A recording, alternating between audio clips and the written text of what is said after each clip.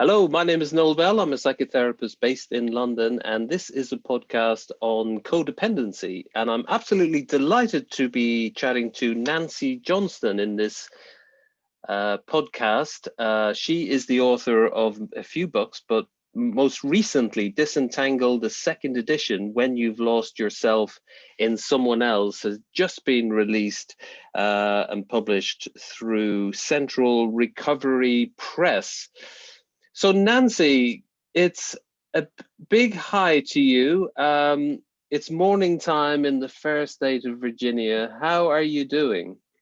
Good morning. I am refreshed and ready, and it was exciting to know I was going to wake up and talk to London. And you?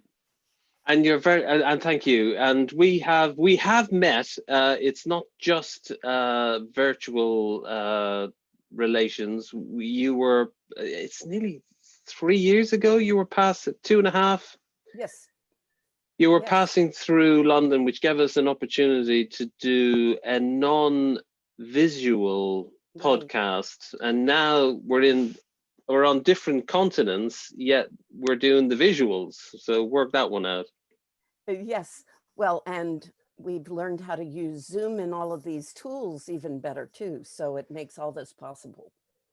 Yes, I think the Zoom share price has probably quadrupled in the last few months because it's bringing everyone together. So Absolutely. Absolutely. yeah, great to see you again, Nancy. And I guess talking about so congratulations on the second edition. What's the feedback been so far? You've been doing lots of press interviews. I'm delighted to have grabbed you for this because you've been speaking to radio stations and all sorts. Yes. The interest is really strong, Noel.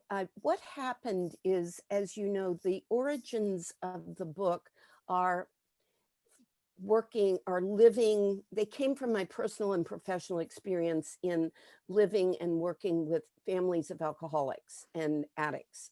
That's the roots of the material in the book. And as I've worked with it, it really started 25 years ago, the roots of it.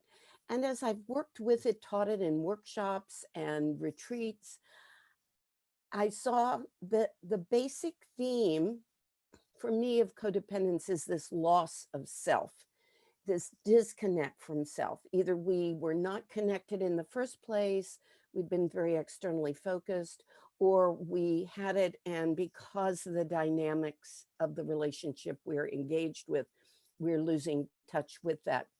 So where I'm going with this right now is to say that its roots were in alcoholism and addiction family systems. And as I've worked with it, I've just seen how this loss of self plays in lots of situations, whether we're caring for chronic illness in a family member, whether we're caring for aging parents, even parenting itself is at first we have to be super engaged, and then as they grow, we want to have that ability to let them develop their self while we develop our self. So parenting is an area it applies in, and then in work settings. Then what's happened is the book was released in August, and because of the pandemic, I've had a lot of interviews that ask me, how can the material be useful? Because we're all, as I now say, living closely indefinitely. And how can that material help to keep a balance? So it has a broad audience. And as you know, the book has a super practical style to it. So I've had lots of really good conversations and interest in it, and some requests for return interviews, and it's good. So Nancy, and that's really, it's great to hear how it's been going so well. Just talking about codependence, it's often a topic that gets bandied about. I mean, I often think, bit like narcissism, we're all a little bit narcissistic. It's like a spectrum. Right.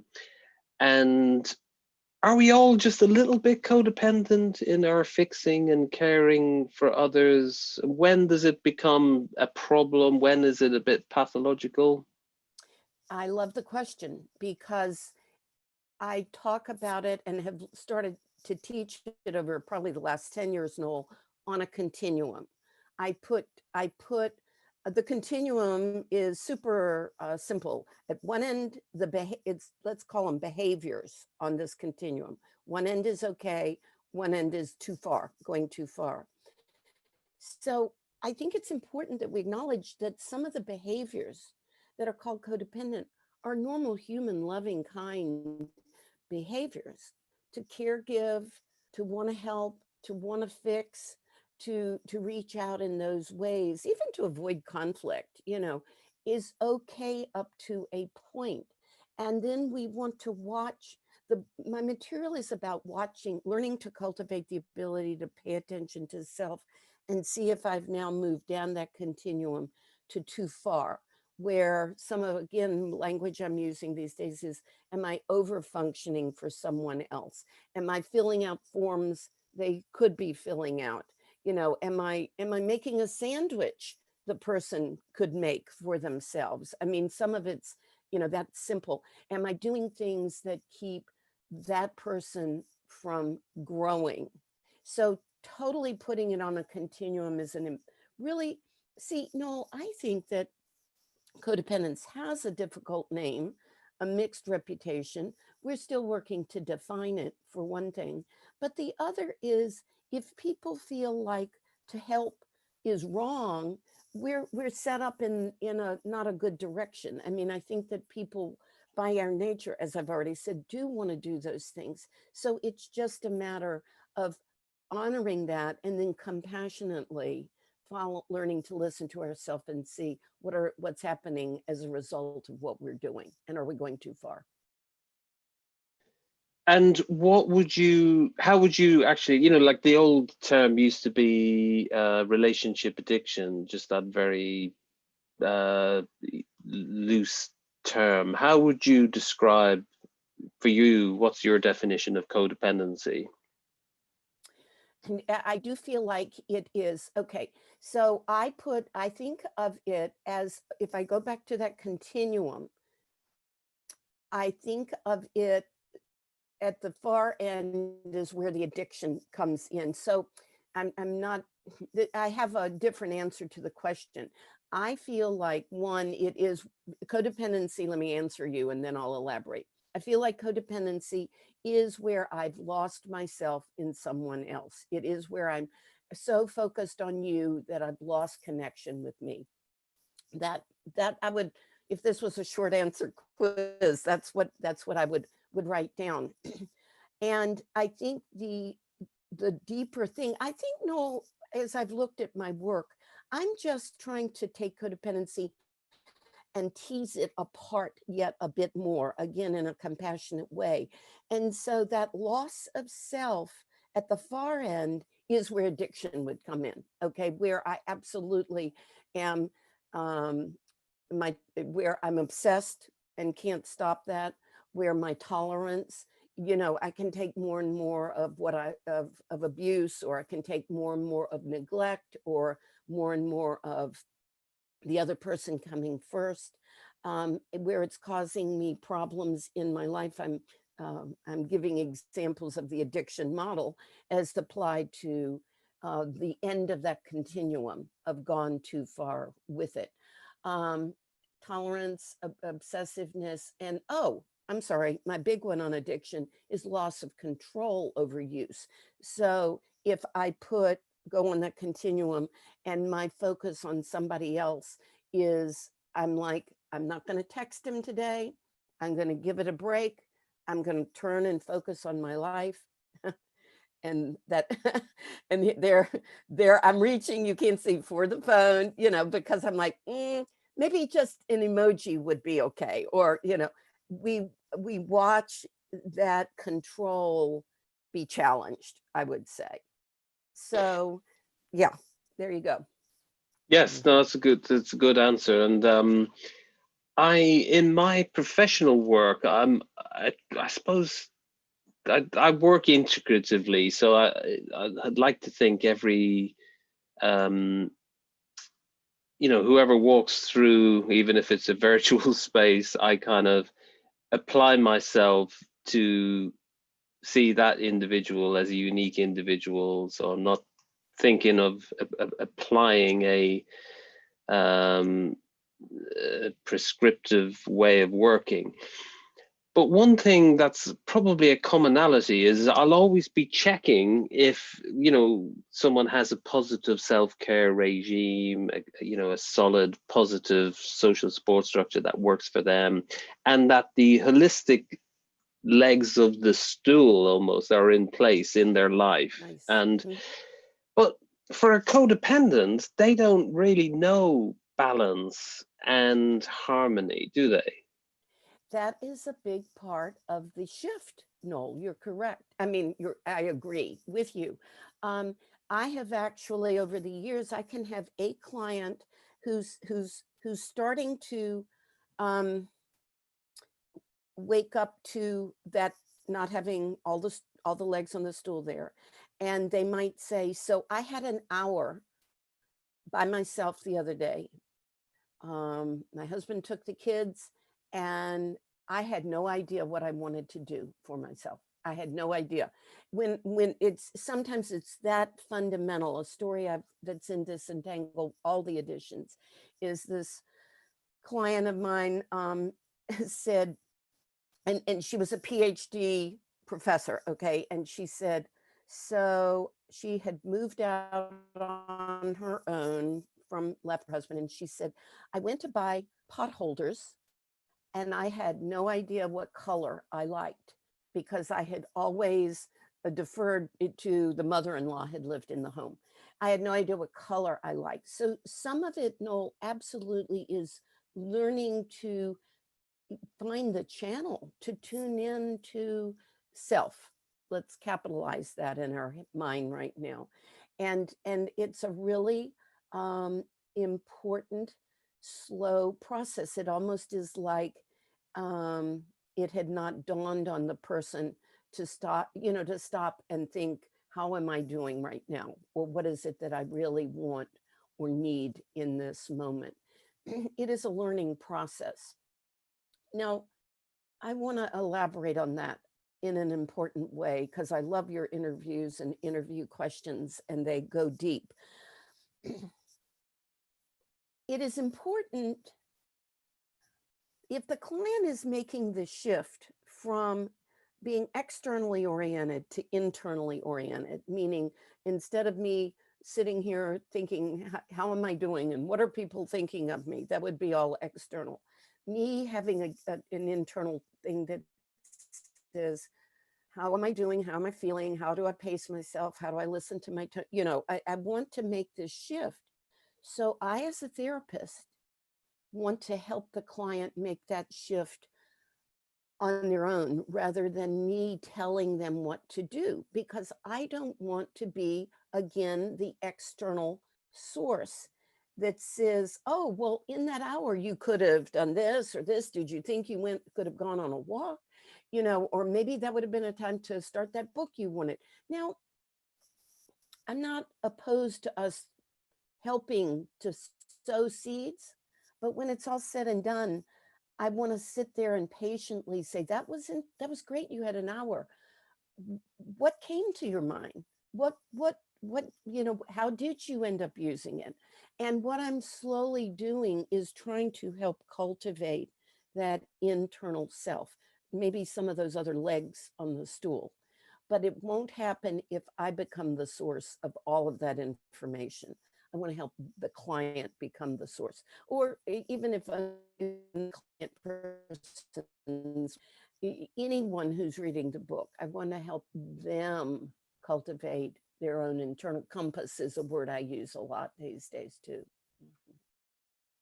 Yes, and a lot of I suppose therapy generally, and counseling, psychotherapy, it's generally speaking dialoguing with the multiple mind aspects of self, whether it's subpersonalities or aspects or parts. Parts. If in IFS language has Yes. become very au fait, Mm-hmm. but it's essentially trying to is it kind of being a script writer of our own parts and getting to know and dialoguing with those parts so that we're able to bring greater insight into the parts that are not working for us and the parts that are, but they're maybe getting drowned out by the more distorted parts?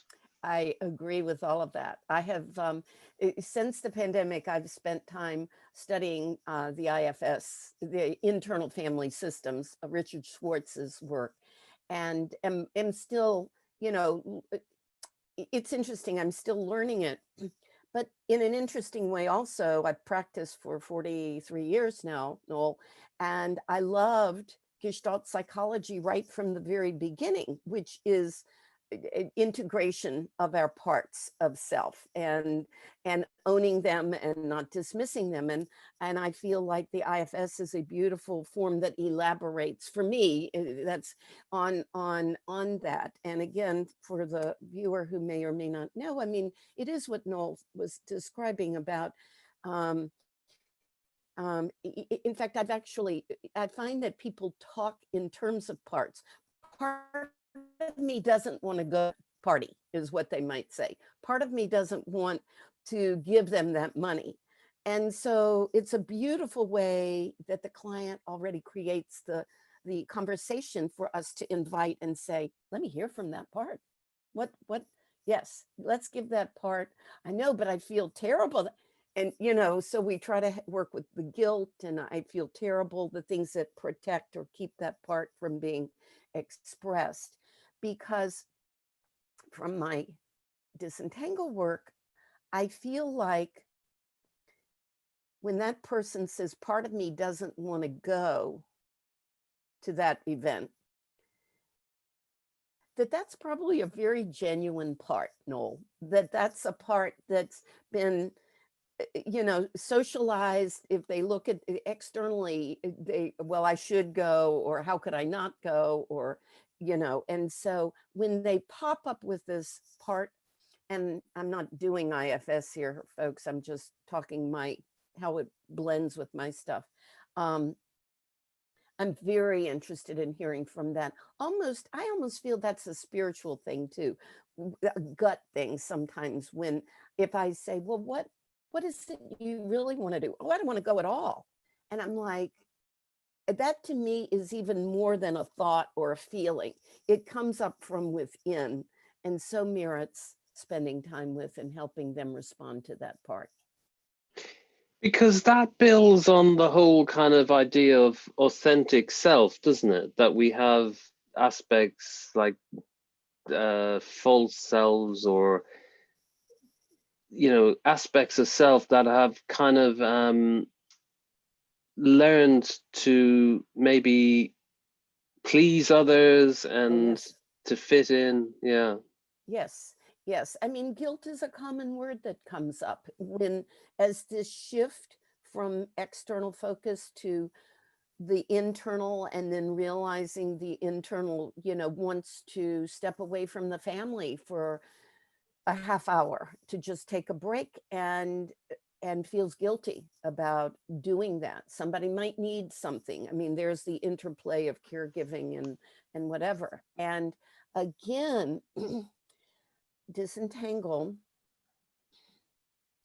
works from the notion that there's no right or wrong answer in that moment. It's up to the individual to help cultivate their own, back to the compass, the internal compass, thermostat, to know what it is they want to do in that moment, and then have a bunch of skill sets to help them be able to quiet the guilt or take the action that they want, to assert what they want. But first, we're really trying to help them listen to self and respond. Have all codependents had emotional wounding, stroke, trauma in their early life? And is there attachment disorder? Okay, well, gosh, there's lots to that. And in That's fact, well, that's probably multiple questions in there, isn't yeah, it? well, no, it's great because, you know, the second edition here that just came out, um, I really wanted to add a lot that I had learned and studied to help us understand some of what may be the roots of some of this. So it was interesting. The challenge that I was given from my publisher was the book could not be any longer than the first book. So I had to edit out as much as I put in. And it was interesting, Noel. I knew what I wanted to put in, and there were case examples that I took out because I wanted to add stuff on trauma, and I wanted to add stuff on attachment disorders to make it pointed here right now. So let me talk about attachment disorder pieces first. It is fascinating how I do think attachment disorders and what we call codependence are perhaps somewhat the same thing, or very related anyway. The insecure anxious and the insecure avoidant, when you look at those dynamics that an adult with well, I have some personal experience with insecure attachment, so it's very useful for me I can easily look at it from that way, where I'm watching you and I'm hoping you're not going to leave me, or I'm hoping you're not displeased with me. And I mean, doesn't that sound like codependence? I mean, or what we call codependence. So I think that us understanding our attachment style is really useful to do, very much so, as we try to understand our loss of self in other people. So there's stuff on that. I'll stay on that topic for a minute. I actually, and may have mentioned it in our earlier podcast, love the work of Alice Miller, who is, yes, the drama of the gifted child. And I talk about that some in the new edition as well. And this is where, as an infant, the primary caregiver, rather than seeing the child for who they are and mirroring them and attuning to them, those are our big important words there, are really asking the child to affirm the parent. And so, and see the parent and make the parent pleased and happy, rather than being affirmed for who they are. Well, if that isn't the origins of an external focus versus an internal focus, I mean, it is the origins of it. So I'm particularly interested in that as well. Not that we remember necessarily specific dynamics that happen, but we were taught it. We learned. I know I learned very early on to keep my parents happy, to keep above all else, I can't even say that strong enough, above all else, to keep them happy. And so anything less than me being who they were, and here comes the word they would use, proud of, had no place in our household. And so so I think the attachment issues and the issues with Alice Miller's work all play in. Now, I'm going to comment on trauma in a minute, but I don't want to, if you want to say anything back about the attachment stuff, let me pause there. Well, it's a huge area, isn't it? I think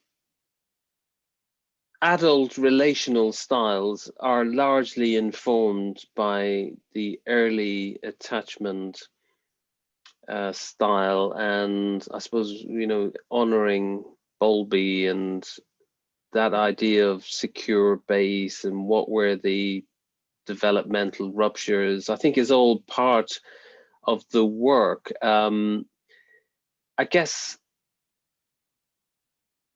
there might be some people watching this, listening, who might think, well, my early life was fine. I, securely attached, everything worked wonderfully. Okay. Everything was wonderful, but somewhere along the line, there was a loss of self, more developmentally, and not you know, like when they were maybe older, and then they discovered that they were having a codependent relationships. Is that making sense? That it's not, they can't really see the origin of their trauma in early life. So then then this is great because we're covering the biggest new section in the book. One of the things that makes me think of, Noel, is family roles. So it may have been that everything felt fine and good. By the way, let me be careful because I'm not taking that away from them. If that's their perception and experience, then I want to stay with that. But then I might look at family roles. Were you and I often go to Sharon Wegscheider Cruz's or Claudia Black's, either one, but with Wegscheider Cruz's roles, were you inclined to be the hero, the one who took care of things, the scapegoat, the lost child, which speaks for itself, or the mascot? Those are fascinating to me because over decades, I find them that they do show up in my office. You can the people have, in order to keep that family system secure and stable, these different roles were taken on. No blame. But then we got rigidly attached to those roles so that, let's say somebody was a hero and they thought they were, they had the secure attachment. And then we'll just make it simple, huh? Then they get involved with someone with an addiction of some sort. We'll just make it alcoholism because that was so much we can learn there.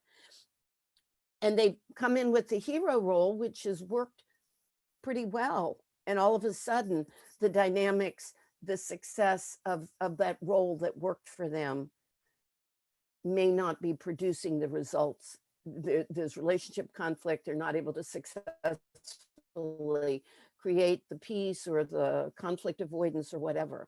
And so that's where that loss of self may start showing itself a little bit, or becoming aware. It's like, what's wrong with me? I have great background and degrees and everything.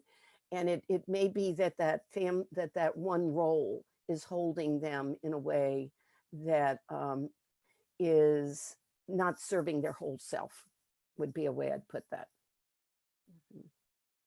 Yes, and I suppose the work, I mean, we're quoting also, hopefully it's not therapists talking to one another who are just obsessed with theory and, no, well, sometimes I am, but I'm just thinking of the Adlerian approach there around the social psychology, the role in the family, and then all the Cartman stuff, the rescuer. Yes.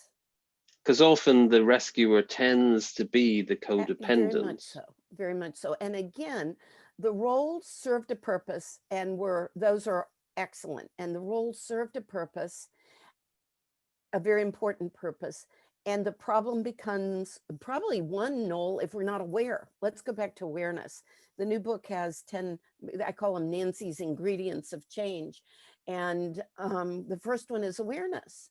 And without my awareness, I can't open any of these other doors. And that includes my awareness, not just in a counseling office, that more even includes my awareness when I'm in my own home, when I'm traveling in the world, when I'm standing, no one stands in lines anymore. I don't know. But awareness when I am living closely indefinitely, let's put it that way. And so if I'm not aware of the role, so I want to bring it into my awareness. And if I was the rescuer, that's great, but it may not work for me now, and it may not work for me in this situation. So I need to examine that and see what other choices I have. Mm-hmm. So there's lots of practical tools and almost like workbooks for someone to enter do you call it a program of recovery? Actually, I don't. And Noel, I'm going to put that question on pause because I never commented on trauma. And I do want to, for the sake of the viewer and whatever. I think that a trauma is commonly, but it's not always there with codependence, would be what I was saying. I think that's why I made it last. I think that the attachment issues we're talking about, the formative things with Alice Miller about whether we were mirrored and attuned to.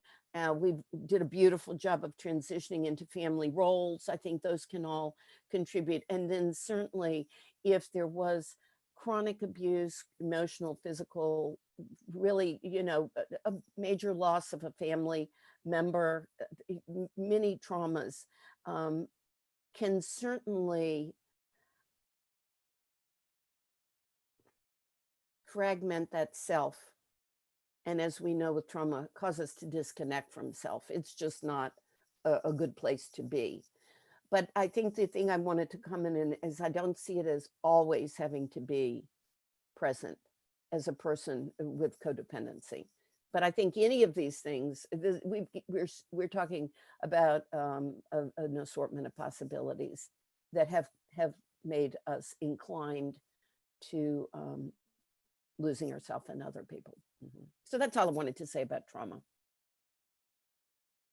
Because it sort of becomes very it's one of those things that's very proprietary in the field. Yes, You know, any kind of trauma has to have specialist training that generally involves thousands, and they've got this unique approach to it. And I often wonder, what's going on there. I do hear you.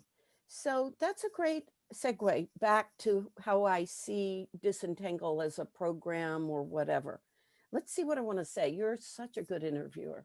Oh, please. So Disentangle involves 4 areas of work. And I don't carry it so far as to tout it as a program. And some of the interviews I've had people say, oh, so you have your own 12, I see it as 12 steps. It doesn't. It's very influenced by our 12-step fellowships, but it is not.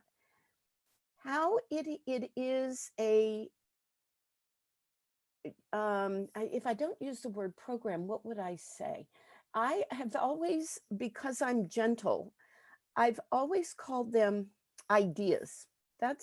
And so there are 4 areas of work involved in finding yourself. And in the new book, at my request, I am placing those 4 areas of work in a circle and not a list. Because I think a list makes us think, check, check, check. I've done this, I've done that, I've done that. And Disentangle doesn't involve that. It involves learning, and I'm going to comment briefly on these 4 areas, grasping these 4 areas of work, and then realizing, oh, I'm using one and not the other, or I forgot to bring in this. So the image, I don't know if I can really do this. I'm going to show you, and then I'll talk about it. So does that circle show up well enough, Noel? It does, yeah. Okay, so you see, this is how it is in the new book. And it does say the 4 areas of areas of work. I'm going to move this so you can hear. So, but someone said maybe self should be in the center of that. And I'm like, well, that's a great idea. The 4 areas are facing illusions, which is coming to see the reality of self, the other person, and the situation. In program language, it would be dealing with denial. Okay, but it is us allowing ourselves to see that there's nothing else I can do to help someone else. I have no more money to offer. I really have given $5,000. I'll speak US here, $5,000, and there is no money. The reality is there is no money. Don't tell myself different. There's lots more to that, but I would say facing illusions, and it gets into the grief process, Noel, I will say as well. The second area is detaching. And it is a word pulled out, used from and learned from a 12-step program, which is, how do I learn to become responsive, not reactive? And by the way, there are many schools of work that this is included in lots of psychotherapy styles these days.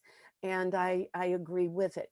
Detaching is not leaving, it's getting that healthy distance so I can see more clearly what's going on, not be operating out of a um, reactive style, but be able to think and listen and tune into myself.